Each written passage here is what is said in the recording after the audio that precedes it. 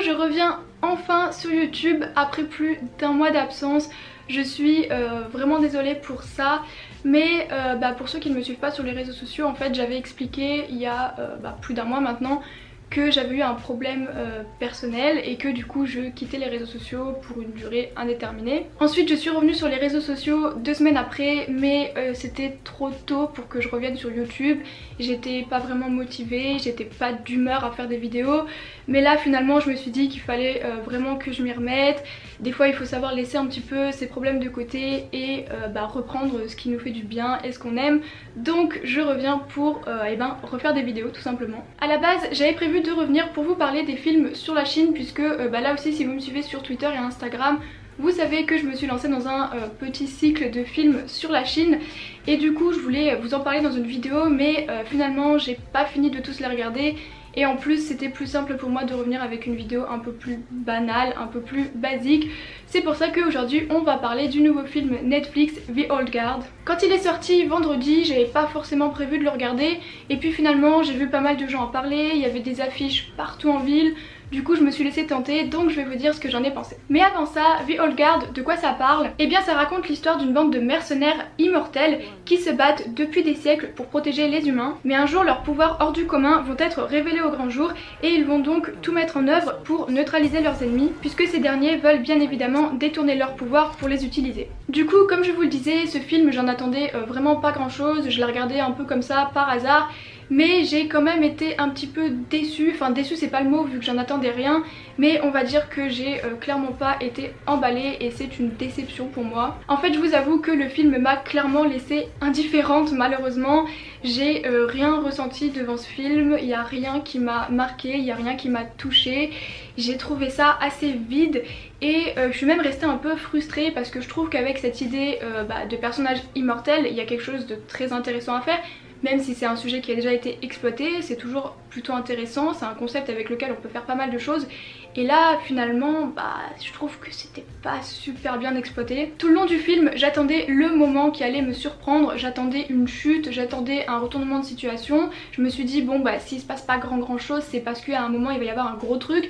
Et puis en fait non, et je vous avoue que quand j'ai compris vers la fin du film qu'il allait pas avoir de retournement de situation, et j'ai subi un petit peu à la fin du film. Je me disais bon maintenant vivement que ça se termine quoi. Et même les quelques petits retournements de situation qu'il y a, je les ai trouvés vraiment plats. À chaque fois je me suis dit bon ok, et quoi d'autre sinon? Parce que franchement je vous avoue que j'ai trouvé ça pas terrible. Vraiment je trouvais qu'il manquait quelque chose dans ce film en fait. Après c'est vrai que de base je suis pas spécialement la plus grande fan de films d'action comme ça, mais souvent il y en a quand même quelques-uns que j'aime bien, surtout quand les combats sont très bien chorégraphiés. Voilà, il y a des films dans lesquels les scènes d'action m'ont vraiment marqué. Là dans celui-là on a Charlize Theron, du coup Charlize Theron ça me fait penser à Atomic Blonde. Atomic Blonde que j'avais beaucoup aimé justement pour ses combats qui étaient très violents, très réalistes. Et là j'aurais aimé retrouver du coup des combats vraiment impactants, marquants.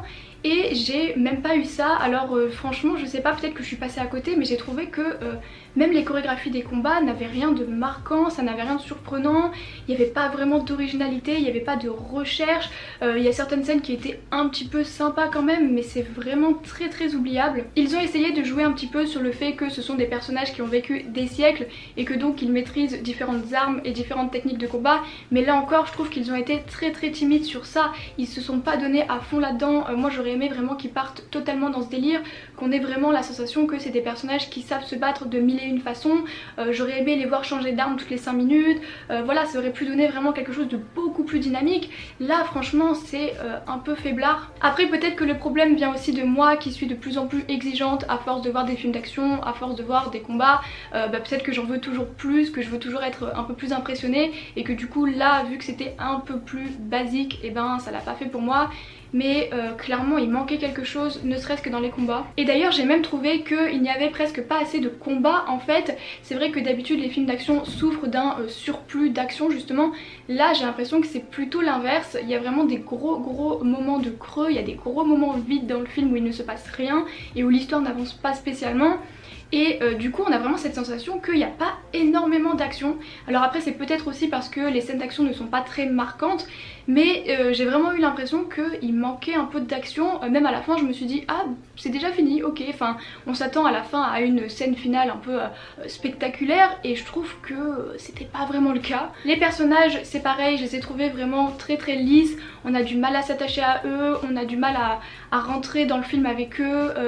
Perso j'ai pas du tout cru en eux, je sais pas, il y avait quelque chose qui me manquait. Pourtant justement le fait qu'ils aient vécu des siècles, ils auraient pu avoir énormément de profondeur.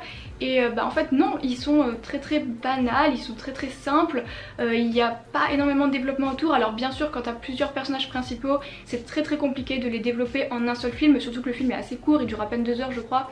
Donc c'est vrai que c'est pas évident, mais du coup forcément là on a l'impression que les personnages on les connaît même pas, on sait à peine d'où ils viennent, ce qu'ils ont fait avant. Par contre je pense pas que le problème vienne du casting qui est lui plutôt bon, même si personnellement je retiens surtout Charlize Theron dans le film parce que clairement c'est des rôles qui sont faits pour elle, les femmes fortes comme ça, vraiment badass, c'est exactement ce qui lui colle à la peau je trouve. Elle est toujours géniale dans ces rôles là. Tout à l'heure je parlais d'Atomic Blonde et dans ce film elle m'avait vraiment bluffée.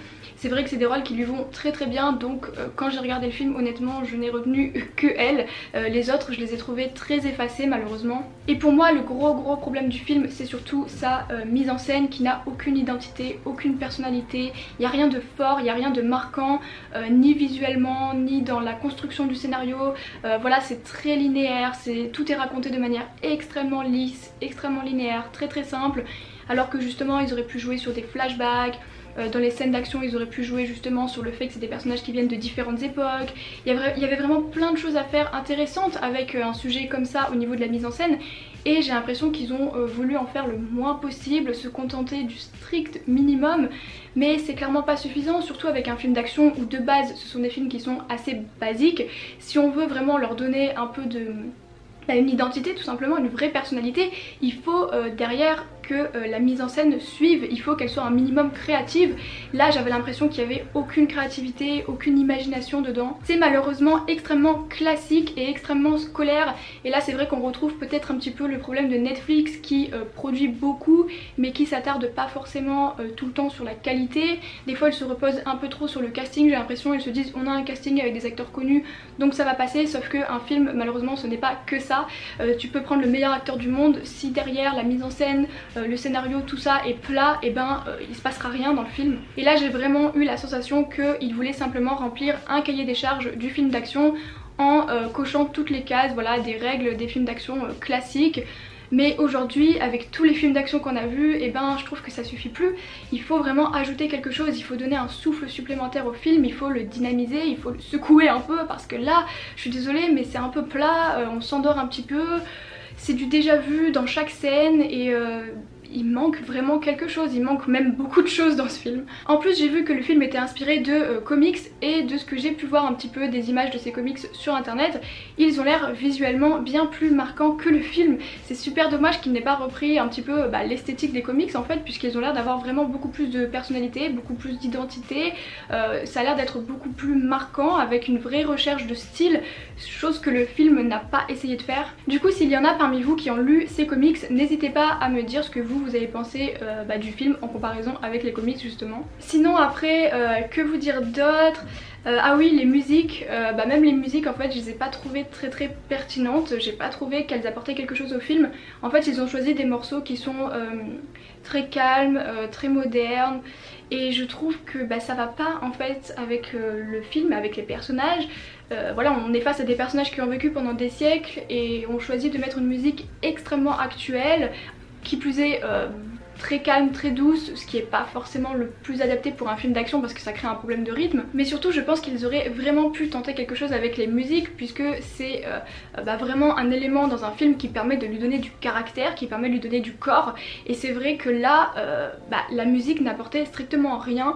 Ils auraient pu par exemple jouer sur le fait qu'ils soient immortels et qu'ils aient donc traversé les siècles, qu'ils aient donc vécu dans plein d'endroits dans le monde, en nous mettant des musiques de différentes époques, de différents pays, bien sûr en les remixant un petit peu pour qu'elles soient modernes et que ça fasse pas un effet bizarre dans le film, mais ça aurait pu fonctionner, ça aurait pu dans les scènes d'action apporter quelque chose, nous rappeler que vraiment c'est des gens qui ont du vécu, c'est des gens qui ont un passé, qui ont un pouvoir d'immortalité.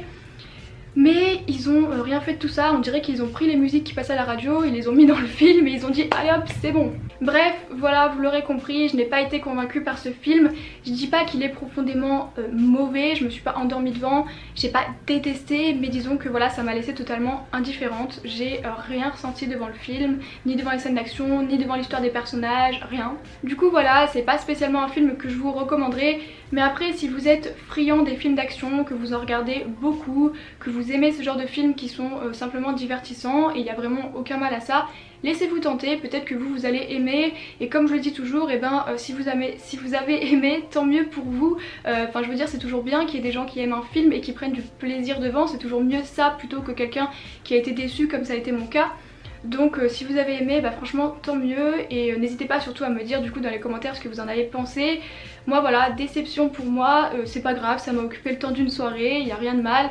Mais s'il y a une suite, je sais pas si je la regarderai, on verra, mais je pense qu'il y en aura une visiblement. On verra ce que Netflix fera en fonction du succès du film. Mais ouais non, ça l'a pas fait pour moi, j'ai pas accroché, désolée Netflix. Sur ce, je vous souhaite de passer une bonne fin de journée et une bonne semaine, et si tout va bien normalement, on se verra la semaine prochaine pour parler de films sur la Chine.